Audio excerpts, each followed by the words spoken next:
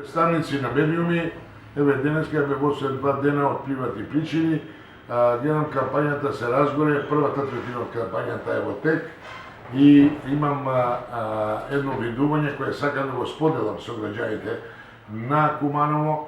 За волја на вистината сакам да упатам некакви мои визии, препораки према кандидатите за градоначалници и политичките партии кои се надпреваруваат на овие локални избори.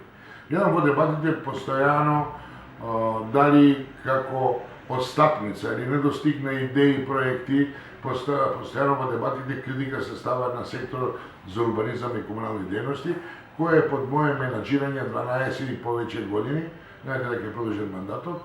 Јас сакам да истакнам дека целосно стојам за работа на овој сектор и дека секторот сите овие години работеше согласно со закон за урбано просторно планирање и закон за градба за издавање на дозволи.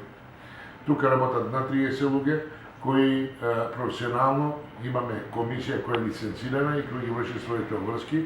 За сите тие небулози, инсинуации, како што спомнува во дебатите, има институции на системот, бидејќи се спомнува и некакви урбани мафии, не знам какви се номенклатури се користат во тие дебати.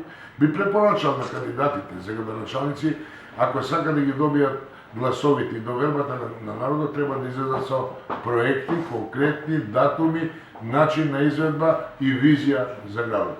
Оно што го работеше урбанизмот во изминатиот период, јас сум благодарен, бидејќи до сега само еден урбанички проект ради недостиг на администрација е паднат до Уставен суд од 150 кои се донесени во изминатите 12 години. Благодарам за нивната доверба. Сакам да истакнам дека во комунални дејности тука е заменикот на секторот, извршуваме многу проекти, тековно реализација на развојна програма, речното корито кој е со UNDP е во втората половина во развојот на изградба.